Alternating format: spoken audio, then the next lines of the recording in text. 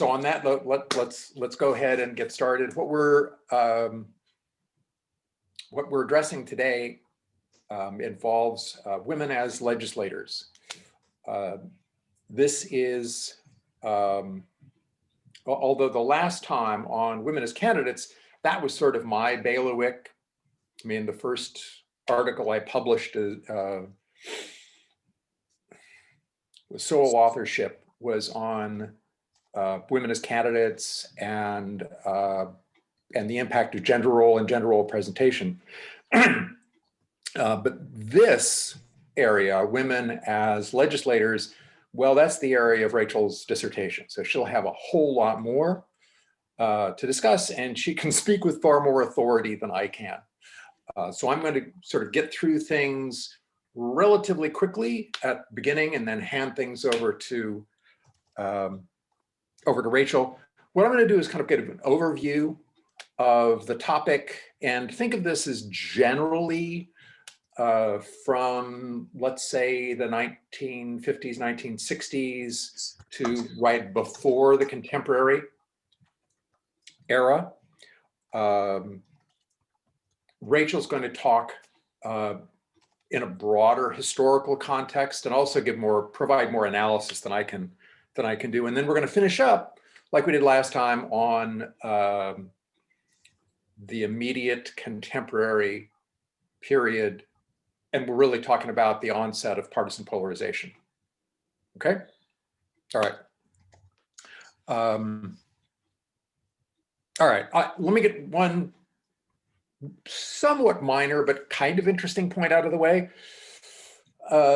Some of the early research on women as legislators thought that you might find a difference in the behavior of female legislators if they were simply there as tokens. It's very small numbers of women compared to when women started to gain more seats in the legislative body. And you can kind of think of all the reasons why people might think that's the case. Some of that research cited other research done about the behavior of women in the workplace and thought maybe you can apply that to this other workplace, this political workplace of the legislature. Well, in fact, they didn't find any differences at all. It doesn't seem to matter whether you had a small number of women in the body or a larger number of women in the body in terms of a whole bunch of things that we're going to get around to talking about. That leads to an important conclusion, and that's that if we observe changes in the behavior of women in legislatures over time, that's not the reason. There'll be other factors that help us understand why you see some of these changes in women's behavior. Okay, so what I'm going to do now is to divide this up into, we'll go back to American public policy Redux. Agenda setting, policymaking, okay?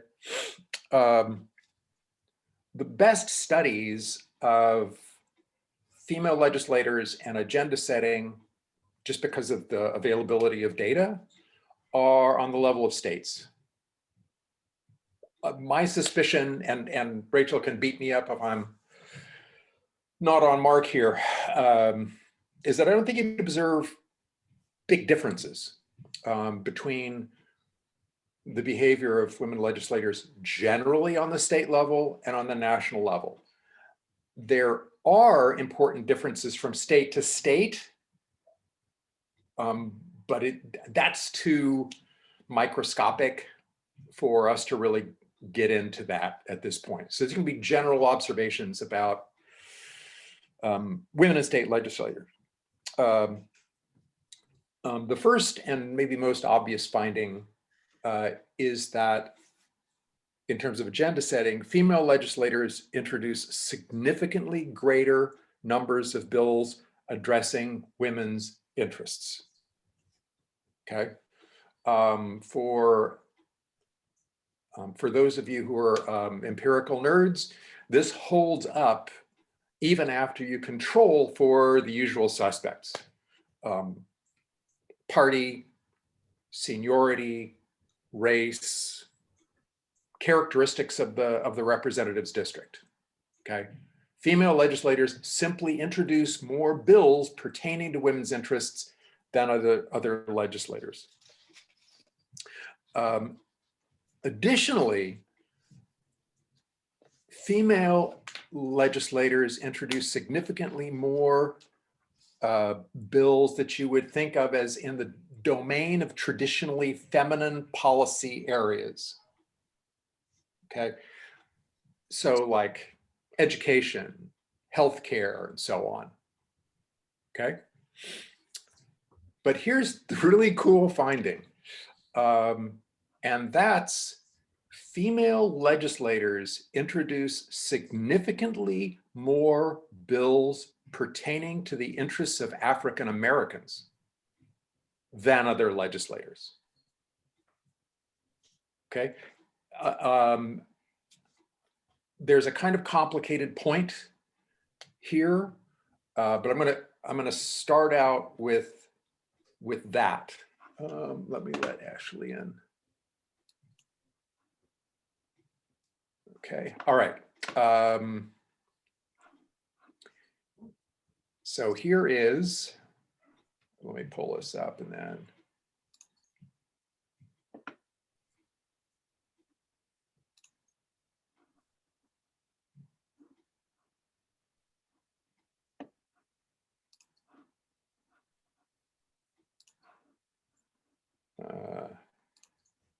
I'm just a rookie, so that's not it. Come on.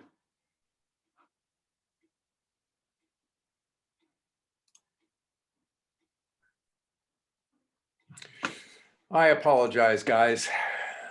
I haven't done the share screen very much, and I'm failing right now. So Pat, when you hit share screen, it should say shared like desktop, and then you have to click share again. So you have to click a couple times. Does that make sense? Yep. Okay. So then just, there you go. All right, y'all good now? Yes. Okay, so I'm going to run, so this is the line you want to focus on, female legislators. And again, this is going to be controlling for a whole host of factors that are there. So if it's a positive number and there's an asterisk or two next to it, it means that female legislators do introduce more bills in those areas than other types of legislators. I'm a little sloppy here, but you can kind of get it. So that's that interesting finding about female legislators introducing more bills pertaining to Black interests than other legislators, more on women's interests, and then those other areas, education, healthcare, children's policy, welfare, spending, okay? Here's the kind of interesting thing, particularly after London did the last gig. That's not really true of Black female legislators. Okay, that's one of those things that I think would be fun to bat around once we're done here. I'm not going to try and wrestle with it right now. But that gives you that sort of interesting finding. Okay. Boom. All right, so on to policymaking. For starters on policymaking, Rachel and I ended up talking about this a lot as we got ready to do the gig today. And that has to do with the style. I don't mean to diminish the importance of this matter by calling it style, because it matters a great deal. And that's female legislators approach the policy making process in a far more collaborative, collegial way than male legislators. And that's true at all levels, state level, national, you name it. So it leads to this really interesting finding. Craig Volden and some of his colleagues have done really, really good work on what's called legislative effectiveness. And I'm not going to go into all the wonky stuff on how you would measure legislative effectiveness, but it's a really robust, I think there are like 15 indicators that they use for measuring legislative effectiveness, which, given their choices, mean it's a really, it has high content validity for those of you who remember anything from research methods or picked it up later on. So here's the really cool finding. If you think about acting in a more collegial, collaborative kind of way, that affords you the possibility of being significantly more effective than other legislators if you're in the minority party. Because being in the minority party puts a premium on working with folks across the aisle. Okay, so what they found is that female legislators in the minority party were significantly more effective than male legislators in the minority party. You didn't see the same pattern when you went to the majority party, because then those skills became, there was less of a premium on those skills if you started out with a majority coalition. Okay. And then finally, not surprisingly, female legislators' roll call voting behavior and sort of the rest of those activities differs from male legislators' behavior in pretty much the same kinds of ways I laid out on agenda setting. Okay, so you usually find female legislators in terms of their roll call voting behavior more liberal than male legislators on all those sorts of issues. Now, mind you, that does not include the contemporary era. Okay.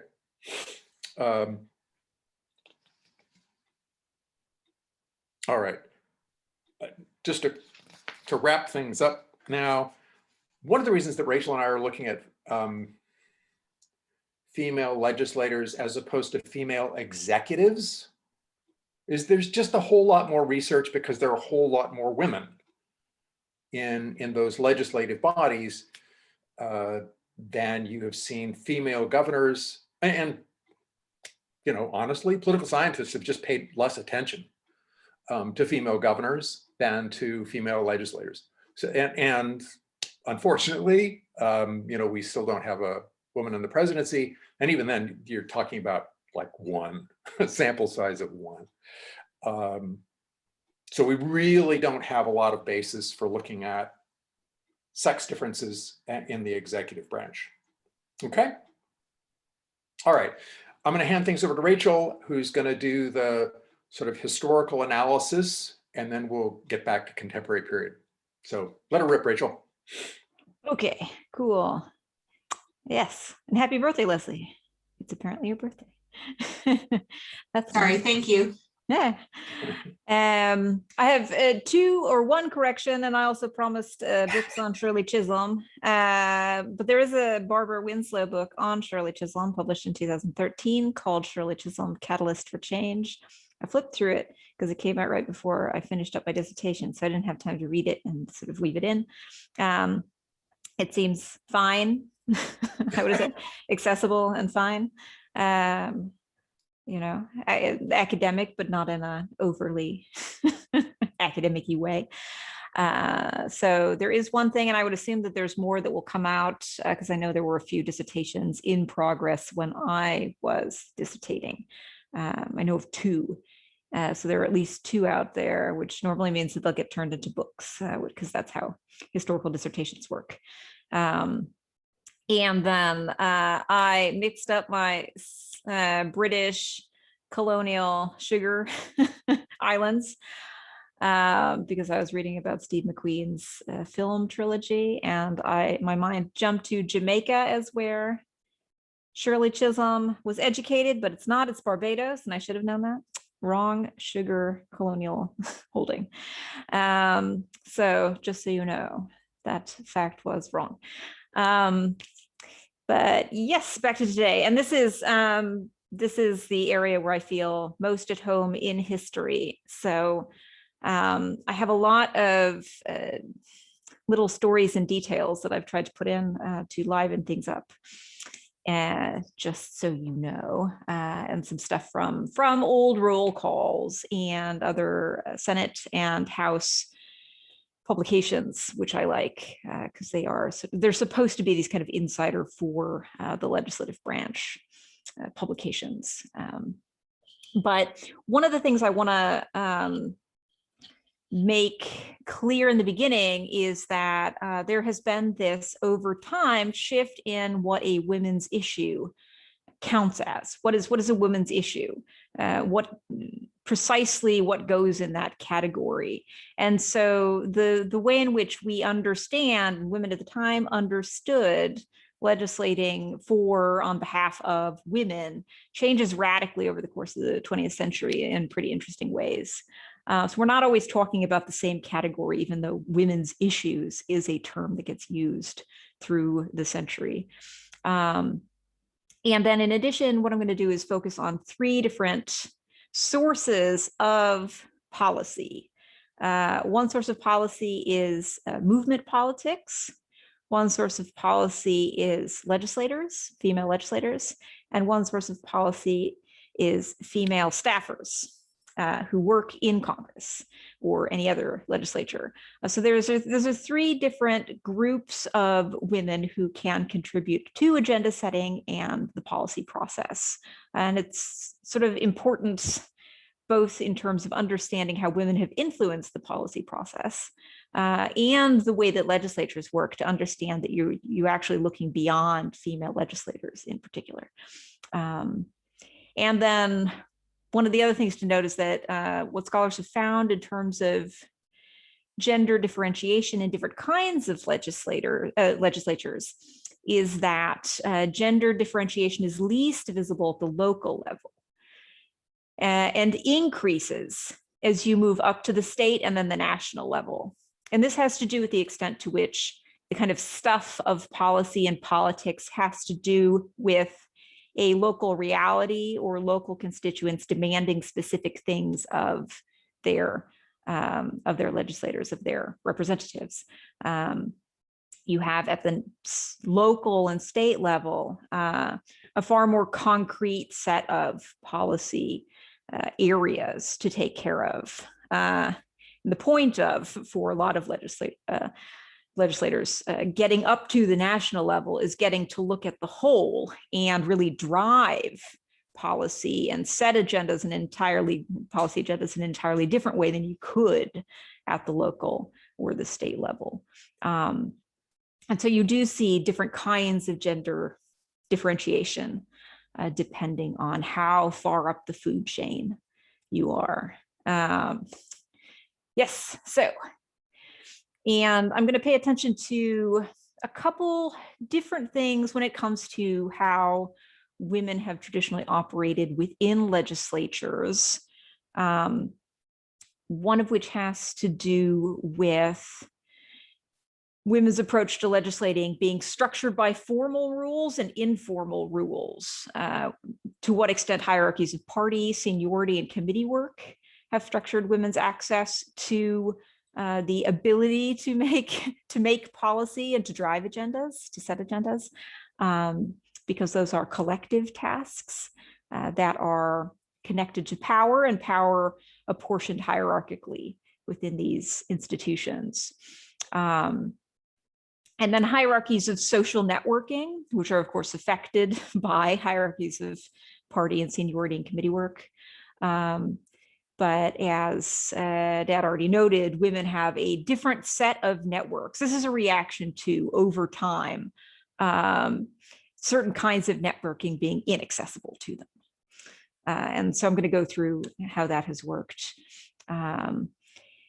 And then, regardless of where you look, there has been a greater focus on constituency work and service to your constituency on the part of women. And that may very well explain some of these differences that we see in how women and men approach policy and the kinds of issues that they tend to focus on if one group is more representative to constituency concerns directly related to them by constituents than another group.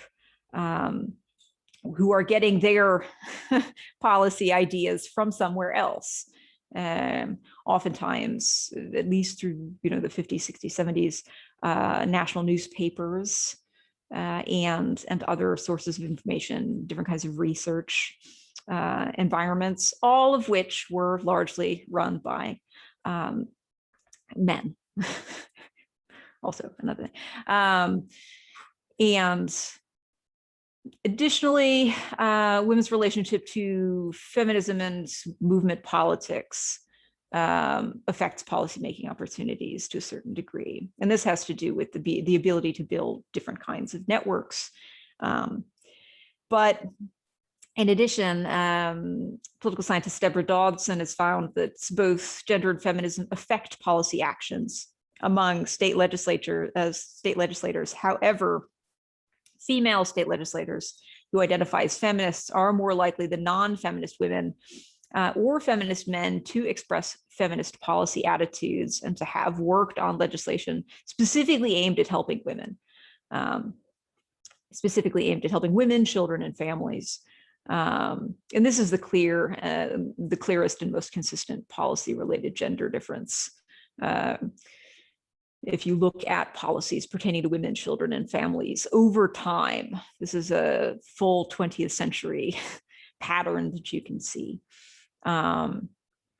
This means that there are a number of factors that contribute to women's structural opportunities to set agendas and obtain leading policymaking roles. I have structured everything in about approximately the same way, because female legislating and women fronting for office, if you look at the patterns, the chronology divides up in about the same way, with small differences that have to do with party politics. And different parties being swept in or swept out of legislatures. But I will be primarily focusing on Congress because that is what I know best.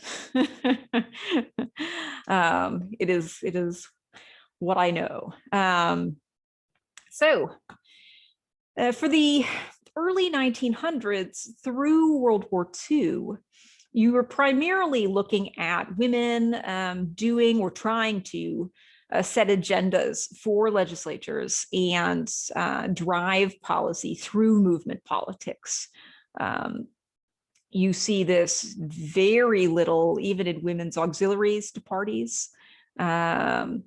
That is primarily an arm of the party dedicated to things like fundraising and staffing of various kinds, organizational work, but they are very specifically not involved in policymaking, in the policymaking part of the party work. Instead, you see movement politics. And movement politics, one of the things to note there is that it tends to be highly segregated. And so when we talk about movement politics, female movement politics informing policy, you really see a difference between white female movement politics and Black female movement politics. So if you look at white lobbying, there's enormous focus on prohibition, on suffrage, women's rights as women integral to constructing a lot of these social welfare bureaucracies and agencies.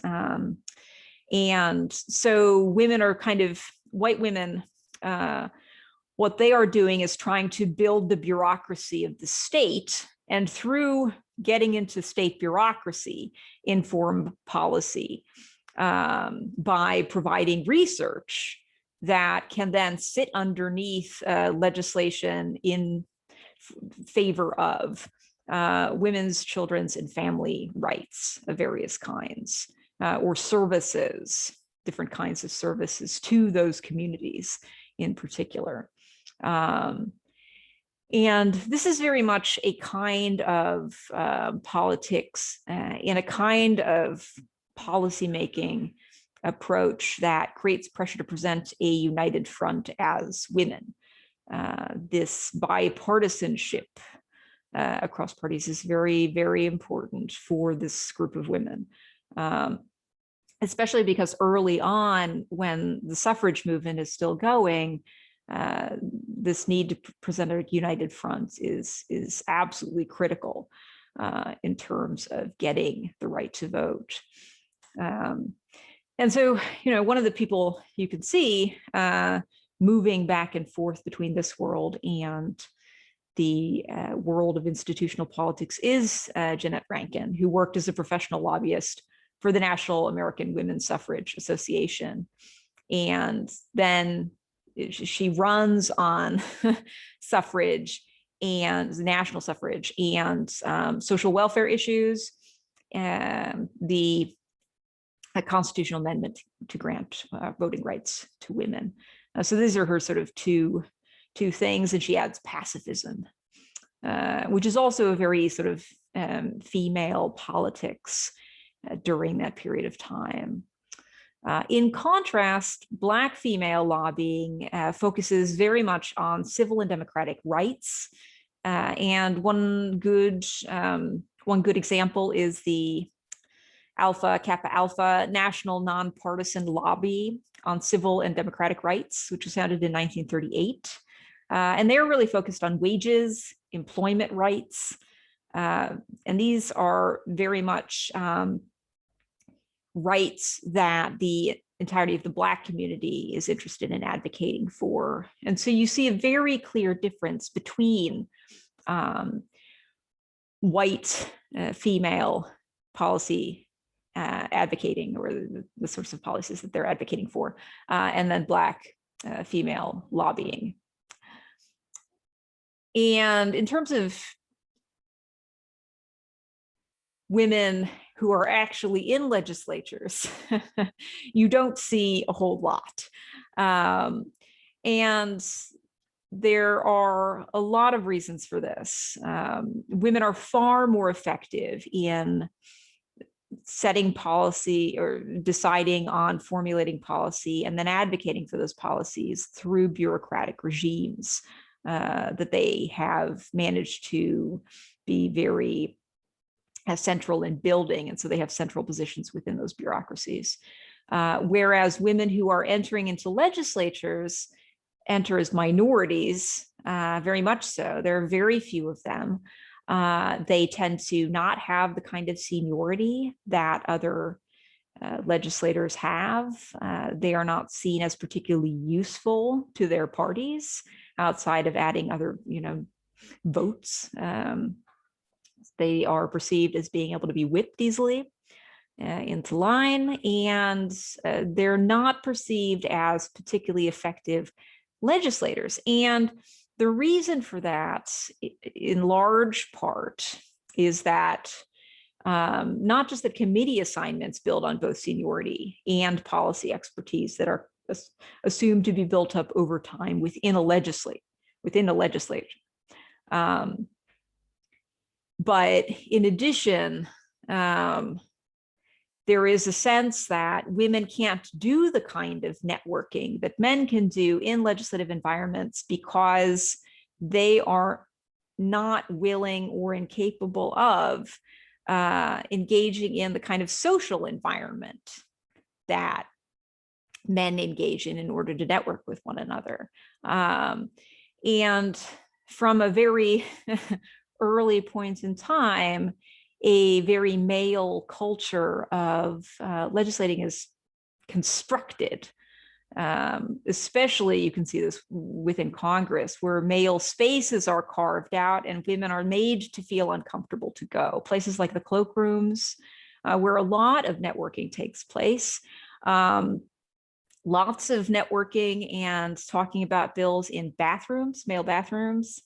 There are very specific ways in which men wall off extra areas within congressional space. They used to go out onto the balcony. There are balconies off the sides of the Senate, and take off their pants so that women wouldn't go out there. And then they would, chat about policy. So if, and there's also a culture of drinking that is not as accessible to women, that's not considered to be appropriate for women. And so there's it's a catch-22 position that women are placed in, where they're expected to take part in these kinds of activities but can't. And both, either choice would be held against them. And so the way in which they tend to cope with this is they say things like, well, I have found as a woman in the legislature that the best way to be effective is to never say anything and really wield my vote. But in in Congress, one vote doesn't really get you anywhere if you're not linking up with other people and coordinating your vote with other individuals in a way that's outside your party and potentially bipartisan. But in addition, you're kind of trying to sell this. This is the kind of Teddy Roosevelt. You walk silently and you carry a big stick, except they haven't got a big stick. But this is the way that they kind of try to package their inability really to influence policy in any meaningful way. They're primarily used by parties as tools. If parties feel that, well, this area of policy that could be categorized, or maybe should be categorized as women's rights policy of some kind, or family policy most frequently during this period, or children's policy, there we maybe want a female co-sponsor because it will make the bill look good. And so there you'll get female co-sponsorship, frequently not sponsorship. You don't really see a lot of that happening until the latter half of the 20th century, and even then in very small numbers. One of the things that happens in between the turn of the century and World War II is that you get a swing in the party because of the Great Depression and FDR sweeping Democrats into office. And so what happens is that Republican women are swept out and Democratic women are swept in. And New Deal politics promote women in committee chairmanships. So you actually have 2 women in the Senate who have committee chairmanships in 1939. And it's specifically connected to this kind of bureaucratic social welfare politics that women have built through the first part of the 20th century. Roosevelt is pulling those women with bureaucratic ties into this into this process because they know bureaucratic policies, these kinds of social welfare bureaucratic policies areas best. And so, you do. The other facet of this is that because you don't have an active women's movement outside of Congress, you have a lack of incentives for women to work together, and actually a series of disincentives that further cut women's networks down to nothing. Because women want to make it very clear that they won't agree with one another just on the basis of sex, that they are legislators in their own right, and that categorizing them as female legislators is doing them a disservice.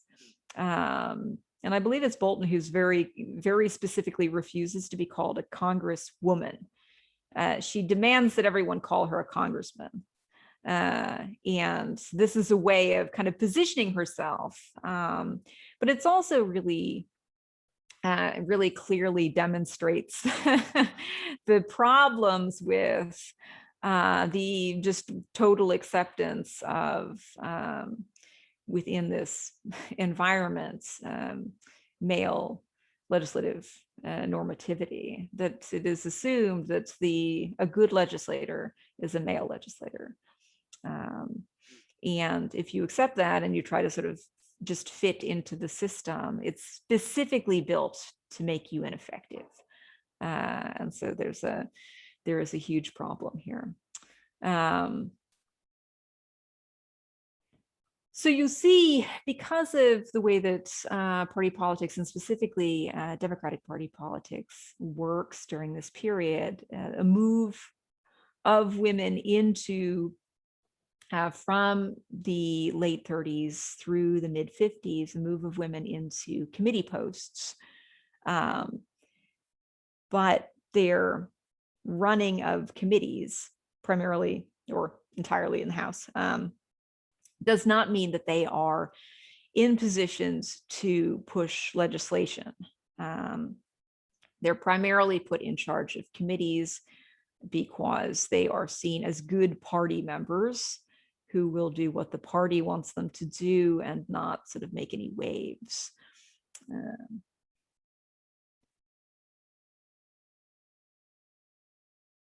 One of the really interesting things I think about the 20th century is that the other place where you can really see women's effects on the policymaking process are at the level of staffers.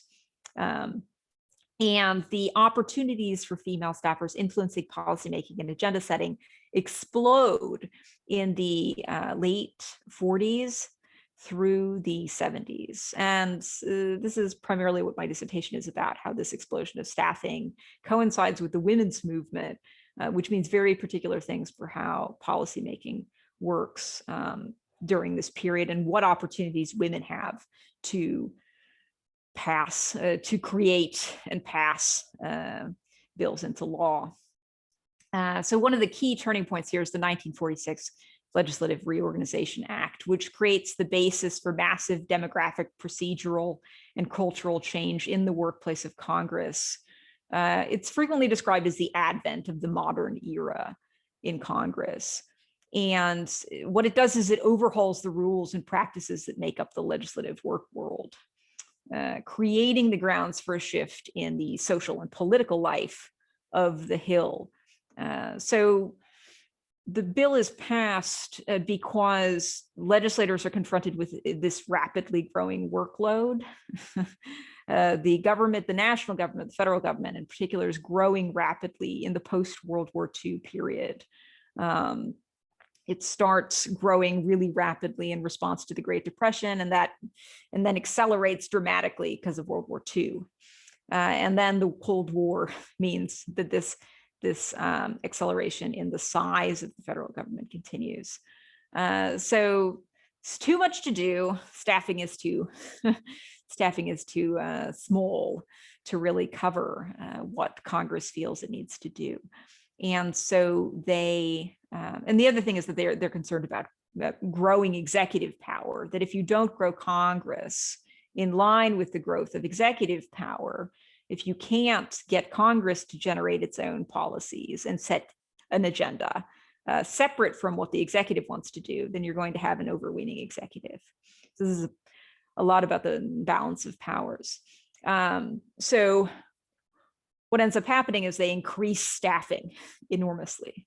Funding for staffing in Congress does something like quadruples every, I think, it quadruples every 3 or 4 years for a period of like,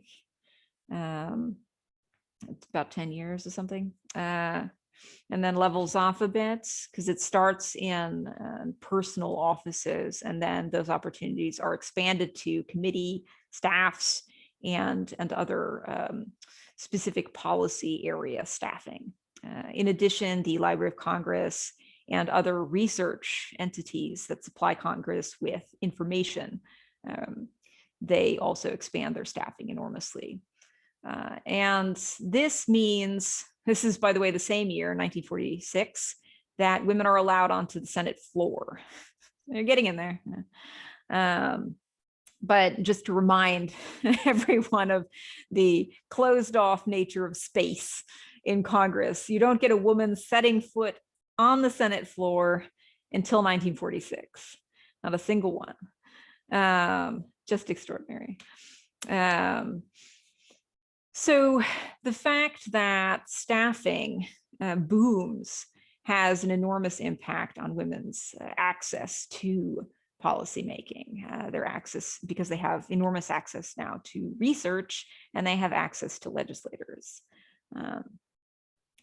So, and I'm going to go into a couple examples from between World War II and the 1960s.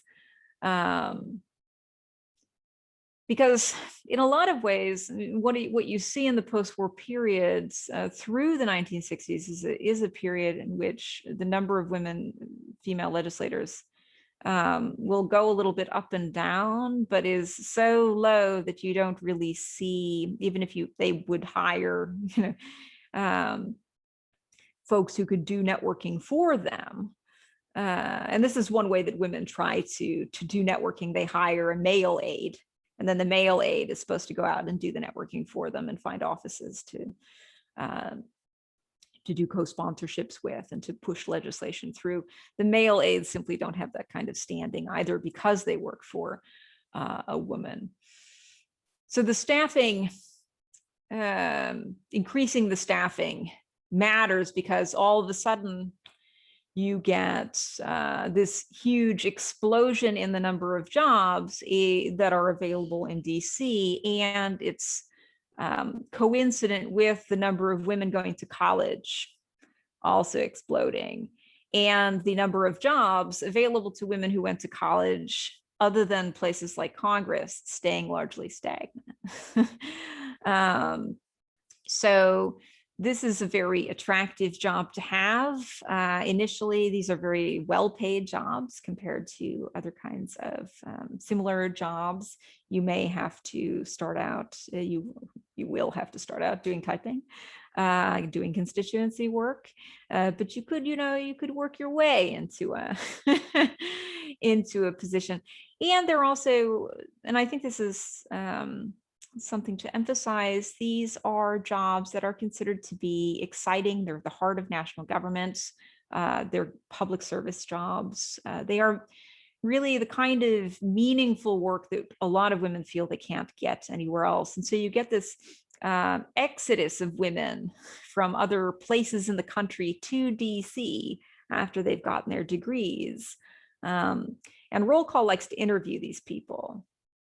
And so there are lots and lots of quotations from women who have moved to Congress, moved to DC, moved to be on the Hill.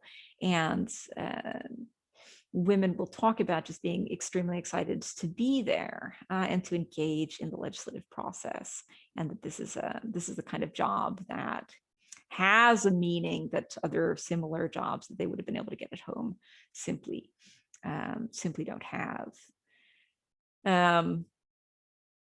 Initially, Congress people assume that men who hold professional degrees in law and political science are going to be in the more policy-oriented positions. Congress begins to offer wages competitive with private businesses and law firms in order to lure these men away from potentially lucrative careers outside of government. And so what you see is an increasing bifurcation in male and female staffing during this period as well. So, it's not self-evident that getting a job as a secretary in the post-World War II period is going to produce really good, exciting policymaking opportunities for you. One woman who advertised her clerical services in a 1961 issue of Roll Call noted that she was, quote, an attractive, mature young woman experienced in private enterprise and the government. She had a bachelor's and a master's degree from Columbia University. She got a job as a secretary. But one of the things that happens is that you have these very itty bitty staffs that are expanding rapidly. And when they're itty bitty staffs, male legislators are very dependent on typists, extraordinarily dependent on typists. And so the small staffs increasingly expanding did create opportunities for women who were comfortable taking on extra duties outside of their secretarial roles. So a good example is Carol Meyer Marshall, who transitioned from clerical work to policymaking positions on congressional staffs, several. So while Marshall's first Hill job was as a secretary in Representative Dick Schweiker's, he's a Republican from Pennsylvania, Dick Schweiker's office, she took the advantage of the smaller staff accorded to Schweiker and began, in addition to her daily clerical duties, to, quote, this is in her words, do his legislative work and to brief the bills as they were coming up on the House floor. She just did this because she felt like doing it. So she wanted to do it. And this unpaid labor was impressive to Schweiker. And this is another thing about the cultural contours of Congress, is that Congress people tend to view their staffs as very good, hardworking family members. And they like it when a family member chips in extra. And they will talk up this person.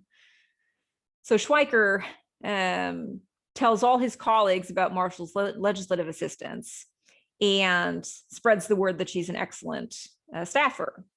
And then she could sort of roll this reputation over into new positions on the Hill once Schweiker moved to the Senate. So once Schweiker moves to the Senate, what she does is she uses him to get more policymaking, policy-oriented positions on other staffs with similar kinds of legislators. And she ends up doing quite a lot of policy work and being enormously influential in a couple offices. And this is where you really see female policy seniority, actually, is among staffers.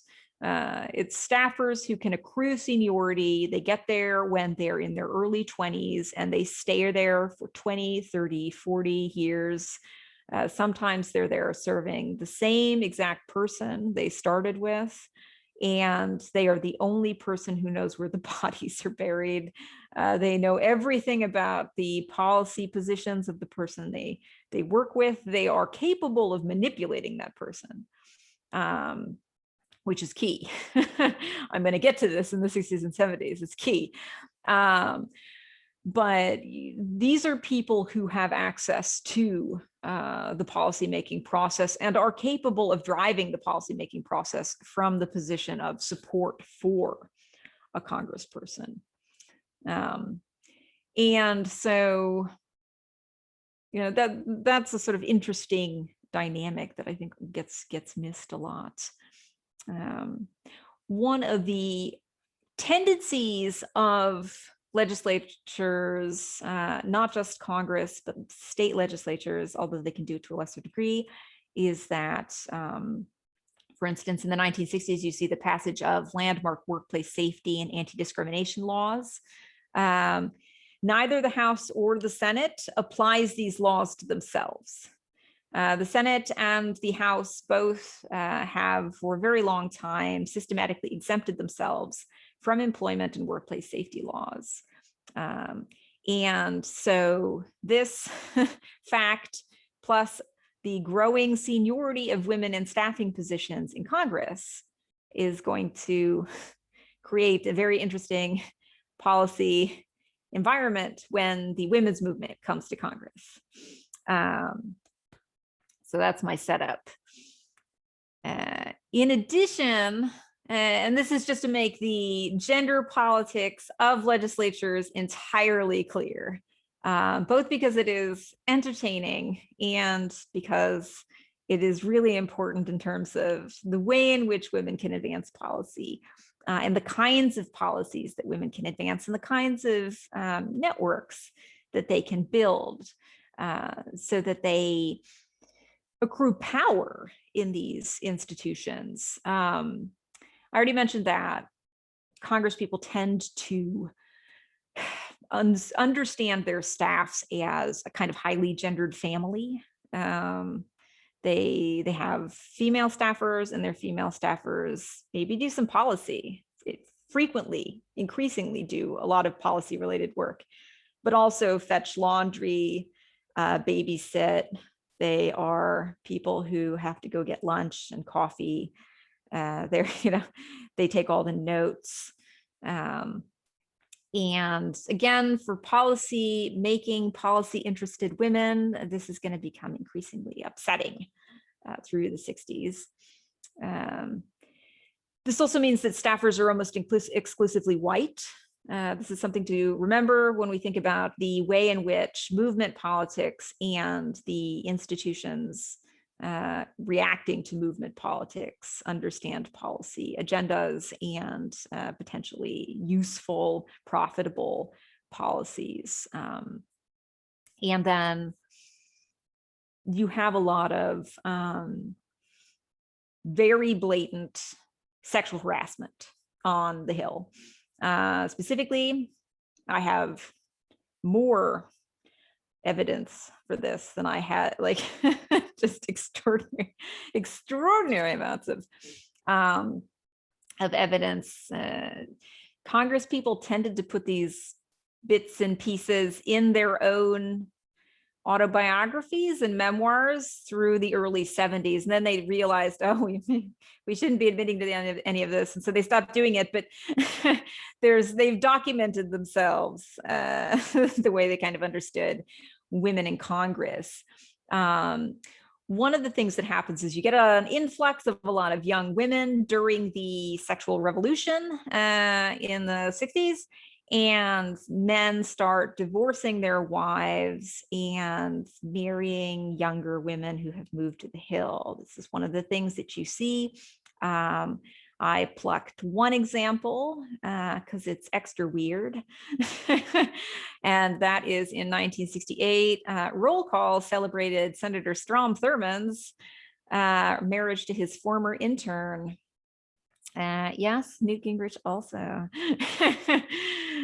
This is still happening, by the way. This is not, I find the processes of sexual harassment and power discrepancies and gender dynamics between staffing and Congress people on the Hill to be just really fascinating. But Senator Strom Thurmond in 1968 marries his former intern. So she was barely legal. So that's good. And this is celebrated in a roll call. They write, quote, that the marriage legitimated the dream of many a starry-eyed congressional job seeker, that a dashing single congressman will fall in love with her and, provide her with the exciting and fun-filled life in the top echelon of Washington society. So it also presents this picture of the female staffer as predatory to some degree. They have come not to work for the national government. They have come to find a very influential husband. And that feeds into a lot of the stuff with socially coded spaces. This is strengthened with an influx of women into congressional environments. And there's a strengthening of bipartisanship based on sexism that you see. This is one of the things that men feel they can absolutely joke about, talk across party lines with. It's entirely non-political. It's something they can all share. But it cuts women out of policymaking processes, except as these older, seasoned, trusted staffers. And I thought I'd just show some of these fun little things from roll call so that you get a sense. I love them. So here's one of so roll call had the Hill pinup series. I love the Hill pinup series. It had a pinup. She's always got a book, or she's on a desk or something. And then they have a little bio. And half of the time, these women have master's degrees from Ivy League institutions. And just to point that out. Let's see if I can. There's another one. There's Doris. And another one. Rita. I have dozens of these. There are dozens of them. And they're all wonderful. She's talking on the phone, I think. Rita here. So, and this is the sort of congressional newspaper. This is how staffers and Congress people, it's kind of their gossip rag. This is how they exchange information, they get a sense of what's going on socially on the Hill. There's reporting on parties, cocktail parties for networking, lobbyist activities, different kinds of clubs. There are clubs for everything. You have singers clubs and knitting clubs. This is really a social world. And it's a social world that is highly sexualized and highly gendered, so that you have these very different spaces that women and men can occupy.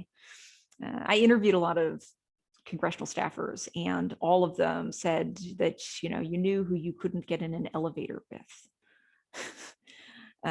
This was part of the information that they would give one another.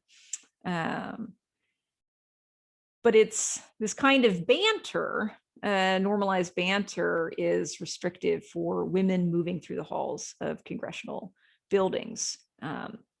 So essentially, Congress is a fraternity. That's how it functions. Now, once the women's movement shows up, creates this wonderful storm of language and demands that are in direct opposition to a congressional culture and a set of congressional hierarchies that look immediately crazy and outdated. And it's that process that I think is really fun. So one of the things that happens with the advent of the women's movement is that it provides a platform for legitimizing women's rights policy as a legitimate policy arena in its own right, and a wide-ranging one. This is something that women have been lacking. They've had to work from a position not of women's rights really, but of familial rights, family rights, and children's rights. And this is a very specific switch to women's rights. And so this is also a policy area that is increasingly ill-defined in very productive ways. Once women's policy becomes an area of policy that is considered to be legitimate politics, it means that women can very quickly and relatively easily in the early through the mid 70s, before there's a backlash, say everything is women's politics. Economic politics is women's politics. Foreign policy is women's politics. Housing is women's politics. Everything in the world is women's politics. And we know, because we have this network now, that network of women staffers now ends up focused on this one thing, which is women's rights, because they're in a social and cultural position and a workplace position to realize that there are lots and lots of parts of feminism that I really need. I need them right now. They're going to make my life a lot better. And so you get this really rapid mobilization of female staffers around women's rights policy. And it means that they really rapidly create a women's staffing network that reaches into the Library of Congress, that reaches into other research institutions. And they start gathering massive amounts of data on women's inequality. And before, the government didn't really focus on collecting that information. So the first thing that they do to get women's policymaking going is they require the federal government to start collecting information on women in lots of different areas. And then they have a kind of basis for proposing lots of legislation and the network to do it. And who better to co-sponsor or sponsor policies, bills pertaining to women's rights than the women in Congress. And you'll see as well, there are key female staffers in male offices who are really instrumental, and you see lots of women's rights policy out of those offices as well. One of those people is, for instance, Birch Bayh, who has a number of female staffers who he just lets run wild, because there are certain male legislators who see the women's movement and understand this as a really excellent policy opportunity. You're going to be able to create this groundbreaking legislation relatively easily, because you're basing on it on civil rights legislation in a lot of cases. So it's easier to write. And it's going to provide you with a national profile in a way that no other policy area that was open to you was going to be able to do. And so you see a lot of this happening, that certain male legislators will use this as a way to establish a national image for themselves. Birch Bayh is just one of them. And then the women's movement in legitimizing women's rights policy also legitimizes female legislators really driving the policy agenda for this period of time. And so if you look at the number of bills focused on women's rights that get through Congress, it's pretty stagnant through until the 70s, and then it explodes.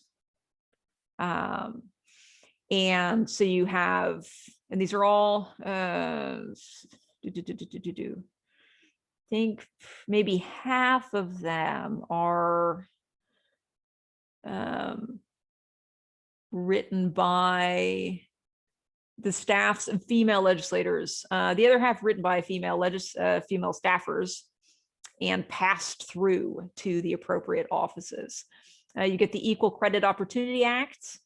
That's Bella Abzug's thing. You get bills for family and maternal health care. You get the Percy Amendment to Foreign Assistance, the Foreign Assistance Act, which integrates women into foreign development assistance programs. The ERA passes Congress and goes to the states. You have Title IX, that's Birch Bayh. I have a picture of Birch Bayh running with, this was his national politics drive here. Let's see, there it is. There's Birch running with girls. He has dozens of these photographs. This is one of the most visible male supporters of the women's movement in Congress. And it really was his way of establishing a national profile. And I don't mean that in a cynical way. He he signed on. And yeah. So, this is one of the things to think about, how profitable these areas of policy were seen to be. But you also get the Equal Pay Act extended to cover white collar work. Social Security Act is amended to eliminate differences between men and women, mostly. And the Pregnancy Discrimination Act, which amends the Civil Rights Act of 1964 to prohibit sex discrimination on the basis of pregnancy. And you see sponsorship and co-sponsorship go through the roof for female legislators. And again, that's based on their networks into male offices through female staffers. So, writing bills is one thing. acquiring the networks and mobilizing people to vote for these bills is another thing. And they're really capable of doing that because they have all of these tentacles out into the staffs of other offices through a female network of staffers. And then simultaneously, what you see is a boom in women's participation in the numerous kinds of legislative collectivities. So women become increasingly important in, like, they establish the Women's Congressional Caucus, but you also have party groups. Parties start to move them up in the congressional seniority and hierarchy ranks. And different kinds of collectivities, like geographical areas will have their own caucuses.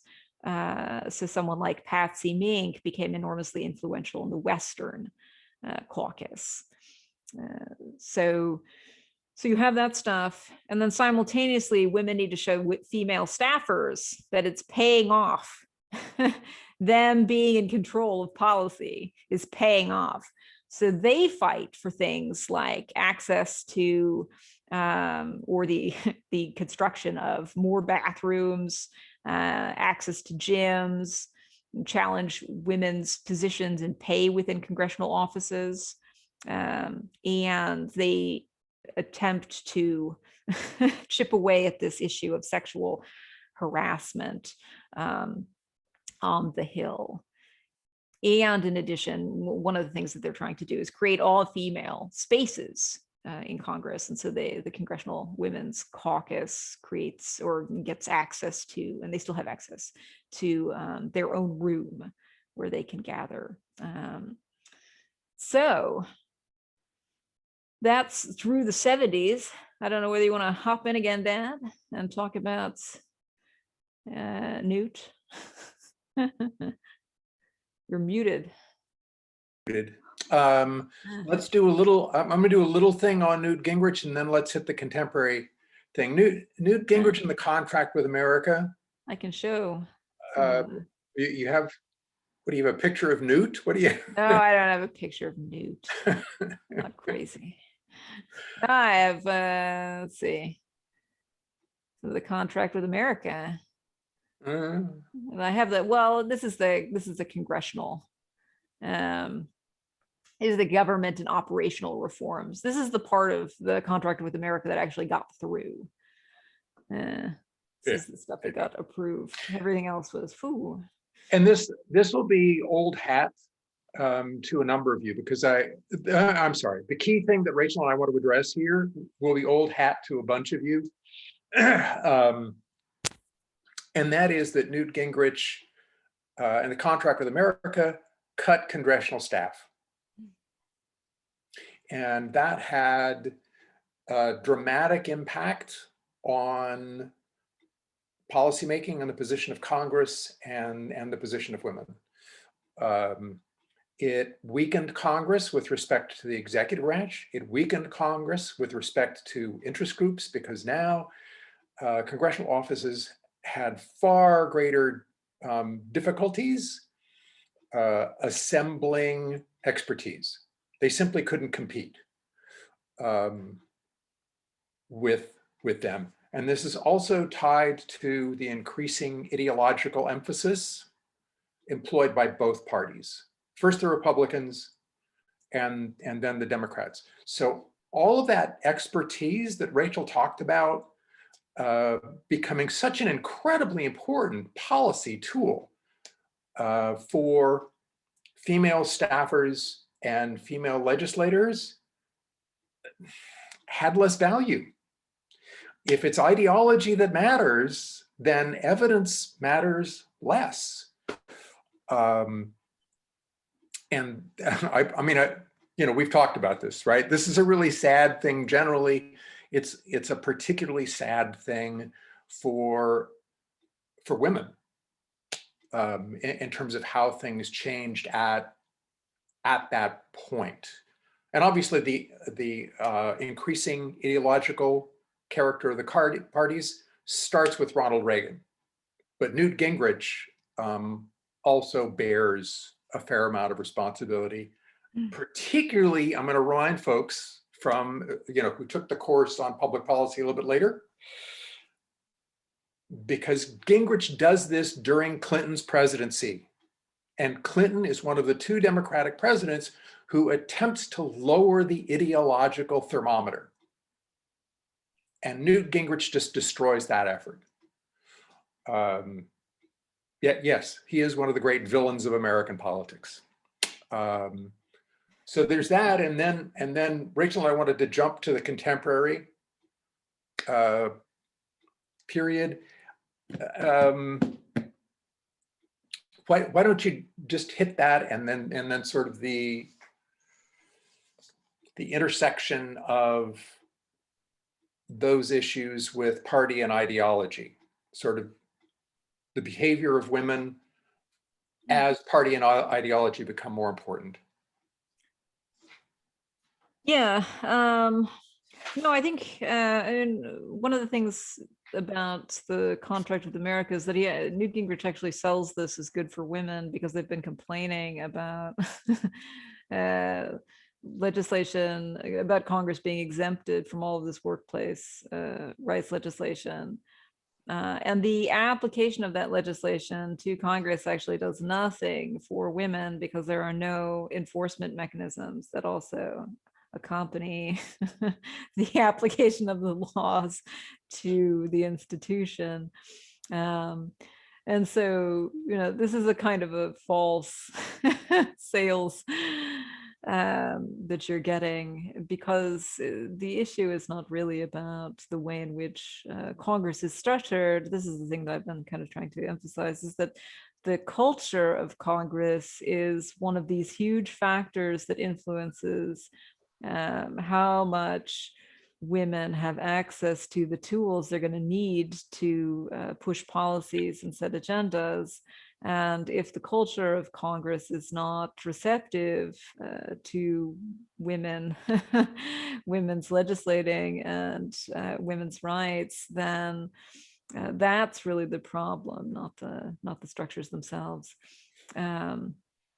And so you see, one of the interesting things that you see from the 90s forwards is that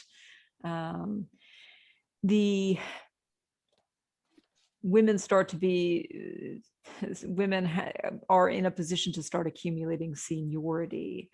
And so the seniority starts to work for them at just the point in time when partisan politics is undermining the legislative process in a lot of ways. This is the start of your period of loggerheads, party loggerheads, politics. And so the way in which women can be effective in, and I think one of the things that is happening actually is that parties understand that and are promoting some women, knowing that women actually do have these bipartisan networks that are more sustainable during periods of during the early, at least, period of partisanship than are other networks. And so what you see is looking at policymaking and increasing effectiveness of women in Congress in pushing through policies, because they are in a position to work in a more bipartisan way a lot of the time, or to establish kind of bipartisan basis for certain kinds of policy, at least. I think sort of the last thing, and because I want to give you guys a chance to jump in here, is that the sex differences that you might have seen earlier get submerged to party differences. Yeah. So you're talking about diametrically kind of opposed behaviors on the part of Republican women as opposed to Democratic women. It's just very, very, very different. One of the things Rachel and I talked about earlier is that, in terms of roll call voting, now it's all party. Yeah. Sex, gender, it's all party. Everything gets submerged to party. And one interesting thing that changes in terms of agenda setting and bill sponsorship is that Republican women are pretty much irrelevant. They're not really doing much of anything. And increasingly, Democratic women are kind of responding to those intersectional issues. So you see them dealing with the intersection of race and gender and class, which didn't happen as much in the past. But as all of this stuff gets integrated into party and party coalitions, then that intersectionality becomes more important. Yeah. So let's open it up to you guys. Unmute yourselves and jump on in. Well, just to get people started, I just want to offer one reflection. I had to laugh a little bit when you were talking about the staffers the female staffers who kind of got glued to their legislator and you know, became kind of the focal point for everything. Because my first job out of college was actually at a law firm from one of those female staffers. Still remember her name, Carolyn Sladek, who moved with the congressman, John Erlenborn, who I think was Illinois. Sounds right. Yeah. And they had moved to a law firm together, and I ended up working. I thought I was working for him, but no, I was working for her. And boy, was she controlling. And I was this kid out of college, like, don't even go in his office without going through, you know, me and filling out the triplicate form. So anyway, I just wanted to observe that. Yeah, that I completely see that and have met. You know, met some of those folks. So and just drawing back to the 80s and early 90s, the number of my students who would graduate from St. Mary's and they caught Potomac fever because of Washington semester. And so they want to move back to Washington, D.C., and they all ended up as glorified secretaries. They ended up as administrative, you know, the label was administrative assistants, but they were there for clerical work. Well, that was the job that I didn't know that was the job I was hired for, but I learned that I was a secretary, and I didn't get a degree to be a secretary, so I was out of there in 8 weeks. But you know, although I did learn a lot of good secretarial skills, which, by the way, has served me well. So I did learn, but they are useful skills. They're useful skills, but I didn't get a degree to do that. So so anyway, I guess I was just wondering if you guys could fill a few gaps. This was really good. Thank you so much. This was a great view of the trends here and things that have been going on. I'm trying to recall if any of the congressional when the congressional staff was cut under Gingrich was there a point where any of the staff was restored? Not I know it wasn't restored to the same level, but is there been any? Okay. And then secondly, I mean, what I observe, you know, and I used to do a lot more of this. I don't do it so much now, but when I used to be a policy director, you know, in the government, you know, everybody we would meet with were like 22, 3-year-old staffers, female staffers in charge of major policy areas who had absolutely no clue. And that might just been because we were the bureaucrats and we weren't meeting with but now smart people, very impressive and quick learners, great. But you know, the joke we've had for years is just like the Congress is being run by, you know, 22-year-olds, which is, of course, from an executive standpoint where we have expertise, is pretty appalling to us. Although as the policy director, that's your opportunity to get in there and inform when you can or when you're asked from our. So I just wonder if you guys had any reflections on some of the things that even you spent more time on the history, which is fine, but I'm just wondering if there's anything else you'd like to add about moving more over the last 10 years or 20 years. Well, Yeah. Rachel has more detailed stuff, but I wanted to do a little nugget for you. Also, just because I've got to hit the partisanship thing again. Not only have you not seen a restoration of congressional staff, but I mean, increasingly, it's been for a while this really weird anti-governmental kind of thing that Republican members of the House in particular have done. And that is they will return portions of their budget for congressional staff to the Treasury. And this becomes a badge of pride. Yeah. You know, they're doing something for you. So run with it, Rachel. Yeah, no, I was going to mention that. And it also means that this staffing seniority that I talked about has been decimated. And so, and also you see more turnover in, especially the House now, than you used to. Incumbency used to mean a lot more. And when people take their people with them, they do tend to take some people with them, and then they hire new folks. They tend to be younger if they're newer members. And so you have seen not just a decimation of seniority and the numbers of staffers, but that's connected to a declining number of legislators who have the kind of experience in Congress that they would need to know who they actually need to send to you to get information. So it's a sort of broad scale problem. And connected to what Dad just said, one of the things that is especially troubling about the way in which congressional structure and life is now highly partisan is that the difference between legislating and campaigning, there used to be a distinction between these two activities. You campaigned to get elected and then you engaged in legislating, but now they are the same thing.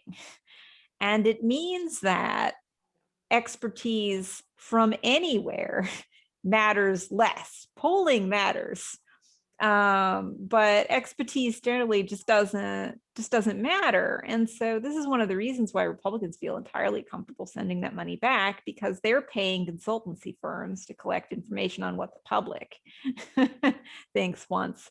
And so you simply don't have the same approach to legislating. And yeah, it just entirely rewrites what Congress is doing and why.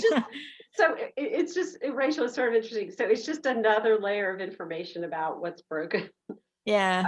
About the policy, which is, the theme of what we've been talking about and the problems. And it seems like it's another lens on why things are so broken. And it's another, I mean, if you wanted to be optimistic, which I'm not, I'm actually usually an optimistic person, but I'm actually not optimistic at all about this kind of thing. But, in a way, it is a policy fix, right? If you increase you could actually increase the level of expertise. Now, we're so far gone down this path of polarization. I don't know that it would matter, but it would be something that you could do potentially.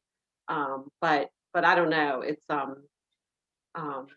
Well, you know what, and think of it in this way. It certainly couldn't hurt. certainly It's not as though, I mean, we've gone down this road before. It's like there's no one thing will fix the current situation, and so finding smaller things like that are less contentious. Those are probably all good ideas, good things we could pursue.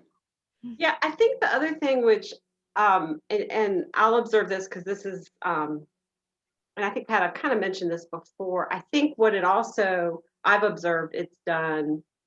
I mean, again, we talk about like the lobbyists in the private sector, but we have a lot of at CDC and across all government agencies, there's a lot of nonprofits who advocate like on behalf of whether it's public health or childcare or what. And what I've observed, and I I see it all the time, including every single year around there's an appropriation strategy. The nonprofit folks have an appropriation strategy. I mean, again, this is not what we do, but this is what we, observe that they do is the government, they have an appropriation strategy to what programs they want to support. And from a more evidence-based perspective of moving forward, whatever issue it is.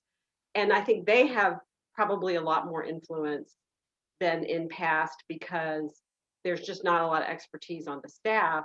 So again, the staff who are there, who at least agree with, their goals, what they're trying to accomplish. I think they have a fair amount of say. In fact, it surprises me sometimes some of the things that get in appropriation bills. Yeah, it just sort of surprises me, without, it just seems like there's not a lot of vetting within the congressional staff, but probably in the committee staff, because probably there's not as much expertise. And I think part of that depends upon the skill of those policy entrepreneurs and those nonprofits. If they're smart, they know to take great care to present the issue in terms that don't fit into the partisan divide. Correct. Right. That they can present as unrelated to ideological party differences. And that's become, to be fair, that has become increasingly more difficult. Yeah, and their job has gotten harder. Yeah, and I would note that in particular, women's rights issues fall well outside the bounds of the nonpartisan. And so that particular set of coding that happens, what is and is not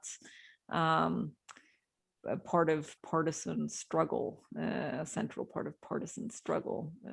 Oftentimes, if you were a female legislator, you were automatically just dumped into the well, that's partisanship bucket. And so the ability of different people and different issues to be categorized as nonpartisan is very gendered. Yeah. I have one more question, but let me just stop and see if Marie or Paige, because I don't want to dominate, but I did have one other question, but let me just pause and see if they have any comments. Oh, go ahead. You can. Okay. All right, sorry, I'm on a roll here, guys, but just interrupt me, tell me to. Anyway. So I really appreciated the observation about the difference between white female legislators and Black female legislators. And again, we didn't dive too deep into it, but it kind of made sense to me. But I guess I have a question about, and this is purely speculative, but I would love to hear what you guys think about it, which is, do you think that perhaps the white legislators might actually get on board with the Black legislators, the female legislators, in terms of tackling some of these broader economic issues, which I personally have, again, all these are important issues, but like those are some of the things that drive, I think, a lot of the income inequality in this country, and just they're the drivers of so much policy and how people's ability to live and thrive in the middle class and kind of all that stuff. So I'm just curious if you see any trends, or might we expect to see any trends, because I feel like there's a lot of, what happens is there's a lot of important social issues, but what happens is to me it's almost like a diversionary tactic, right? So let's get people focused on these social issues, and like not keeping our eye on, well, there's some core fundamental problems with how our economy is set up and how, et cetera. So I kind of think that would be kind of cool personally, but I'm wondering if you see any trends or if it's something you're watching. Go ahead, Rachel. Yeah, I think in terms of right now, the interesting thing that you see with female legislators, legislators of color, and then female legislators of color is that you can group them into two groups really that have to do with generational differences and access to party power within the institution of Congress. And so you see two different ways of working together And that produces two different ways of understanding and framing policy. You have one group of the sort of old guard who really at this point run, especially the House, and Nancy Pelosi can set agendas if she wants. This is the first woman in the House who's been able to do that, and she is part of a generation of legislators who have spent their life in Congress, really, for quite some time, and placed enormous value in specifically congressional ways of getting things done. They're not people who turn to the outside and try to, get people, the masses, on board with their program. They're very focused on legislative politics.